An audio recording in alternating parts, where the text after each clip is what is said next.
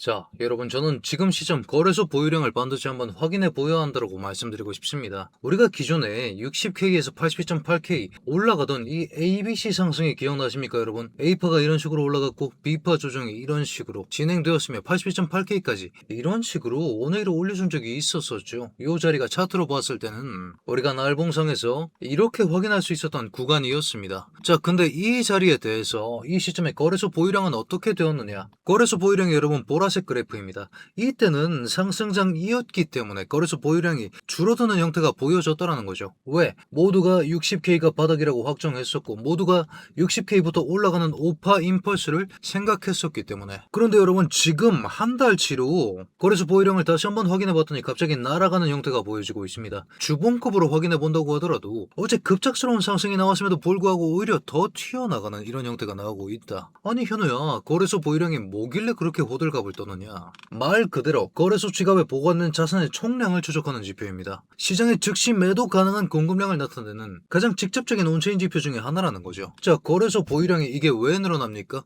비트코인 총 개수가 몇 개죠? 2200만 개인가 그럴 텐데 결국 이 2200만 개가 지갑에 들어있거나 아니면 거래소에 있거나 이 둘 중에 하나 아니겠습니까? 지갑에 빠져서 거래소로 옮겨가는 게 거래소 보유량이 늘어난 사실상 유일한 이유라고 보셔야 된다는 겁니다. 그런 만큼 거래소 보유량이 튀는데 지금 자리로 봤을 땐 상승장이 맞는 상황, 여기에 맞춰서 여러분들 알아두셔야 하는 사항들에 대해서 제가 준비를 해왔으니까요. 좋아요 한 번씩만 부탁드리면서 이 내용까지 자세히 한번 들어보시죠.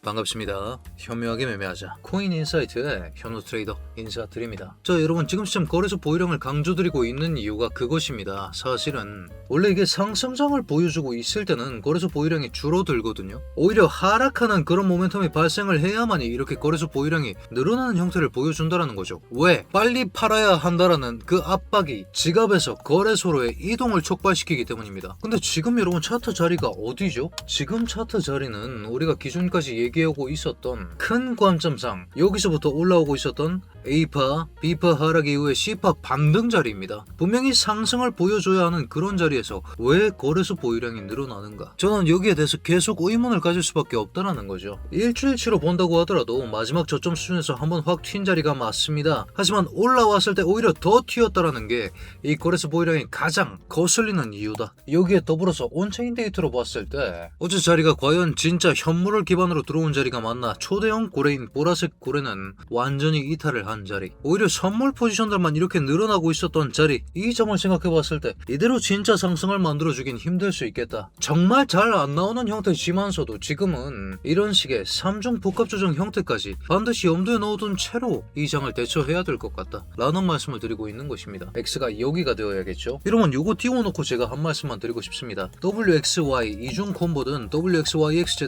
3중 콤보든 간에 이 각각의 모든 보석품들은 3개의 세부파가 관측되어야 합니다. 예를 들어 볼까요? 우리가 지금 주봉급에서 하고 있는 얘기가 뭡니까? 임펄스의 절대 규칙 3가지가 있죠. 2파는 1파를 100% 되돌릴 수 없다. 3파는 가장 짧을 수가 없고 4파는 1파를 간섭할 수 없다. 이 내용을 생각해둔 채로 우리가 126K 고점부터 내려오는 형태를 이런 식으로 5파 임펄스부터 카운팅을 시작해 본다면 1파의 극점을 4파가 간섭하기 때문에 이 형태로 해석은 불가능합니다. 자, 그렇다면 어떤 형태를 생각해 봐야 되느냐? A, B, C로서 끝나고 조정이 끝났기 때문에, 조정이 끝나면 반드시 임펄스가 와야 되기 때문에 여기서부터 찐반 대상승인가 모두가 이걸 생각하고 여기 이 자리에서 거래소 보유량이 쭉 쪼그라들지 않았습니까? 이거 찐반이다, 이대로 임펄스 올라가면서 전고 돌파할 거다, 그 생각으로 쪼그라들던 비트코인이 어떻게 됐습니까? 4파 극점 그리고 1파 극점 간섭이 잡힌 순간부터 이렇게 거래소 보유량이 확 튀기 시작했다라는 거죠. 그렇기 때문에 지금 가능성이 있는 주봉 단위에서의 파동 해석은 이렇게밖에 안 된다라는 겁니다. 그리고 이렇게 잡았을 때 마찬가지로 이 WXY는 각각 3개의 세부파가 있어야 되기 때문에 여기서 명확하게 보이죠? W가 A, B, C로서 쏟은 게 보입니다. 이 X 또한 A, B, C로서 올라갔다라는 걸 우리가 날봉 단위에서 이미 증명을 한 바가 있죠. 무슨 얘기냐면 결국 X파는 3개의 세부파로 구성될 수밖에 없다라는 얘기입니다. 이 사실을 우리가 머릿속에 넣어둔 채로 한 시간만 가서 얘기를 한번 나눠보자면 지금 여러분 지나간 하락파동이 여기서부터 쏟아졌죠. 지금 지나간 하락파동을 가장 높은 확률로 대변하고 있는 선이 이런 식의 쐐기 스킵 패턴이거든요.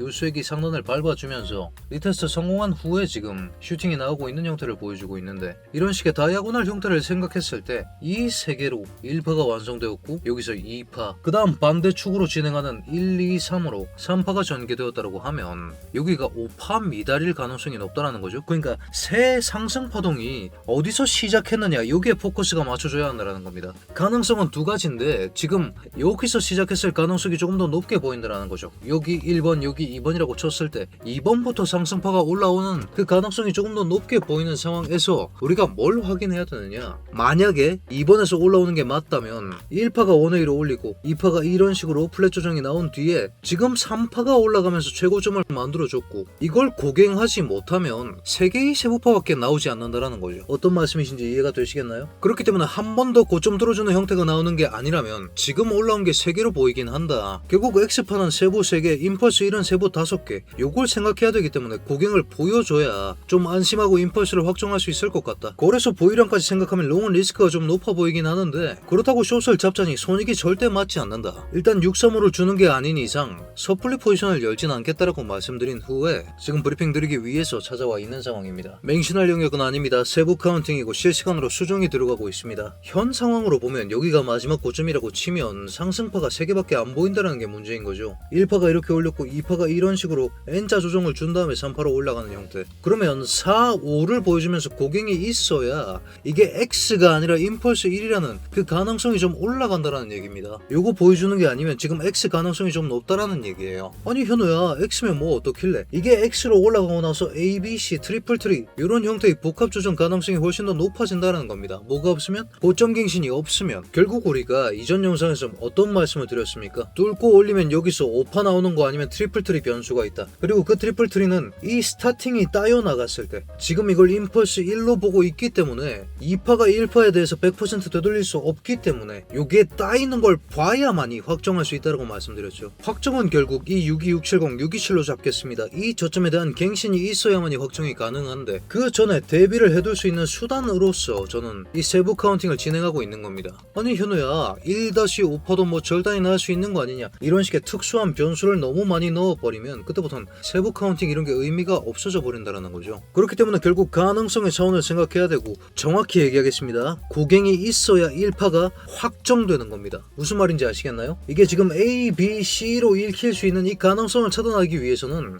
1, 2, 3, 4, 5를 보여줘야 이게 X파가 아니고 임펄스 이런 게 확정이 되기 때문에 2파를 좀 마음 편하게 받을 수 있다라는 거예요. 지금 4, 5로 올라가면서 3파 극점 못하고 절단 나올 수도 있겠지. 근데 이러면 불안한 건 매한가지란 얘기입니다. 이게 X인지 절단인지 어떻게 합니까? 이런 변수를 기반으로 또 어떤 생각을 해볼 수 있을까요? 4시간 봉상에서 우리가 기존까지 이런 식의 선 하나 잡을 수 있었죠. 여기 고점이었습니다. 리테 밟고 올려준 자리가 맞는데 지금 여기로 선을 한번 옮겨보면 어떻습니까? 저항선 한 자리 나오죠. 1파가 5개가 나와주는 게 맞으면 지금 여기까지는 올려줄 가능성이 좀 있다라는 얘기입니다. 648입니다. 여기 이 자리가. 648 찍고 나서 2파로 눌러주고 3파 하면 이렇게 올라가겠죠. 물론 뭐 여기 가기 전에 지금 4시간 FVG도 한 자리 보이고 지금 왜 막혀있는지도 알겠습니다만, 상승 임펄스가 전개되고 있다는 걸 내가 확신하기 위해서는 WXY를 완전히 배제하기 위해서는 한 번의 고점 갱신은 필요하다. 그게 아니면 롱은 어느 정도 리스크가 있다는 사실을 반드시 인지하시고 매매에 임하셔라. 이렇게 말씀드리면서